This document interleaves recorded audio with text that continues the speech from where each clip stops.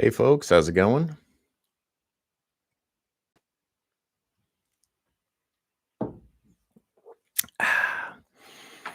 Got a question in my email that I wanted to answer here for everyone. I think it's something that everybody would benefit from.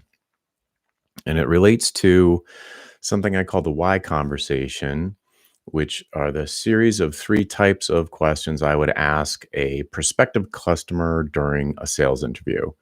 So they've reached out to me, I've agreed to get on a call with them, and they brain dump about whatever project it is that they think they want me to help them with.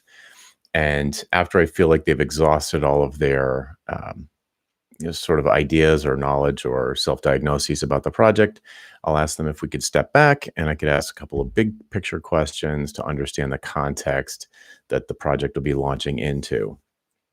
And there are three kinds of questions here: why this, why now, why me? And the question that came in has to do with what happens if the buyer, so the prospective client, what if they know that I'm asking them why questions? What if they have watched this channel and they understand what the why conversation is? What if they know that I'm trying to value price them as if that's something bad? So let me read the question for you real quick. It's from Marwin, and it goes like this: how do you deal with somebody that knows your three why questions? I'm asking you this because I made a sales course in a company and the CEO was there and heard me saying that you should always ask these why questions so that the prospect starts to sell your services to themselves. But I want to offer consulting to the CEO down the road, and I obviously plan to ask them the three questions: why this, why now, why me? What would you do when your prospect knows your tactics? Thanks a lot. Okay. So the fundamental disconnect here is that Marwin, perhaps, or other people as well, view the why questions as a trick.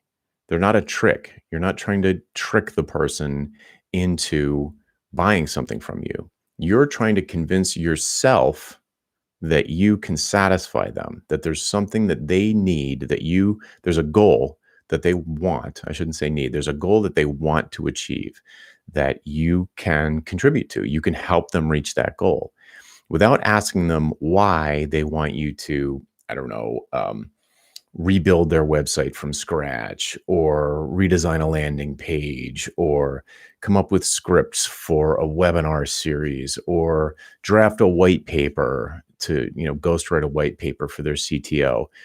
They'll come to you and they'll say, we want you to ghostwrite a white paper or rebuild our website from scratch. If you say, yeah, I can do that, my hourly rate is $100 an hour, I'll get started on Monday, without finding out why they want it done, you could very well go off and do the thing that they asked you to do, but not actually create any kind of meaningful change for the business or not transform them in any way or reach any business goal that they think that your assistance will reach.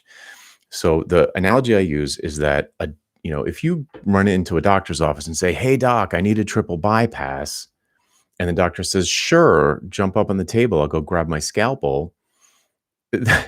Doctors don't do that. They wouldn't do that. What if the patient has self-diagnosed badly that they need a triple bypass? What if they only need an antacid? What if they just have heartburn, not a heart attack? So when someone comes to you and they say, "Hey, we want you to give us a triple bypass. Can you do that?" And you say, "Yeah, let's get started." You're actually potentially harming them, just like giving a triple bypass to someone who just needs a Tums. So if you don't ask these questions, you're more likely to harm them than if you do ask these questions. It's not a trick. You're not trying to persuade them of anything. If you're not attracting great leads, the odds are better than average that you're going to talk them out of working with you because you're going to go through these why questions and they're going to say, you say, "Why this?" And they're like, "Well, I don't know. My brother-in-law told me it would be a good idea." That's not a very strong answer. If you say, "Why now?" and they say, "I don't know, it just we're bored. We've got a slow season, so we figured we might as well do something like this." That doesn't project much urgency. That's not a great fit. And if you say, "Why me? Why hire someone, a specialist? Why hire someone expensive like me to help you with this?" I'm like, "Yeah, I don't know. We were thinking about having my cousin Vinny do it. You're right. If you're asking the why questions to make sure that, well, not make sure, you can never be 100% sure, but to at least increase your confidence that you can help them. So, in other words, you can leave the company better off than you found them, minus all the money you took. So, if they have a problem, let's just make it simple. If they have a problem that's only costing them $10,000 a year, there's no way you can charge them $100,000 for that.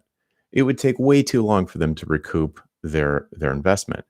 So if they come to you asking for a $100,000 solution, in other words, they don't understand it, they don't realize it's going to cost $100,000. They come to you and they say, "Hey, we want a Facebook clone," and in their minds, they've got $10,000 for that. And you go through all of the hoops of, like, coming up with a proposal and asking them about scope and scoping it all out and saying, "Okay, it's going to be $100,000." You've wasted your time and you've wasted their time because it was only worth $10,000 to them in the first place. The mistake is not doing the diagnosis. That's what the why conversation is. It's not a trick. You're making sure that you're not going to harm the patient by asking these questions. So to get it back to Marwin's specific question, if he or she did a presentation to the company teaching them about how to do sales, and they explain the why conversation in the terms that I just shared with you, then the CEO would welcome those questions, those tactics, when the time comes to do a potential consulting engagement. It doesn't matter if the client knows that you're using the why conversation on them. It's expected. They should want it. In fact, if they were aware of the tactics, they might volunteer that information in advance because they understand how the process works. You're just walking them through a process that's proven to increase the odds of a positive business outcome. Why wouldn't you want to do that? Why wouldn't they want you to do that? So, okay. So I think that's probably enough soapboxing. Just to summarize, the why conversation is not a trick. It is for their own good. So they should want you to do it. Cool. Let's see if anybody's actually, don't see any questions. So excellent. So that's it for this time. If you do have any questions before I go, that's all I had to say about that. So if you have any questions, you can hit me up now. There's a bunch of people here actually, so happy to hang around for a minute and answer questions.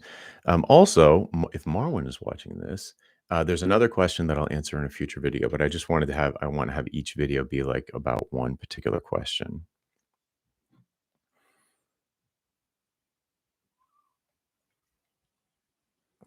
Okay, doesn't look like anybody has a particular question. Apparently, I described it perfectly. Cool. So hopefully I'll see you next time when I answer the next one. Oh, that reminds me. I'm glad I'm taking my time to wrap up here. It used to be when I did these videos that I would have people hashtag Ask Jonathan in social media, and then I had someone collect all of those things and put it in a database for me. I don't do that anymore. So if you have a question like this, just email me. Email me at jstark@jonathanstark.com. You can grab the spelling from the YouTube channel. And I think my email address is in there anyway. So if you have a question, please feel free to email me directly. It goes straight to my inbox. And I'll, hopefully have a chance to answer it on one of these live streams in the future. All right, cool. Peace out. See you next time.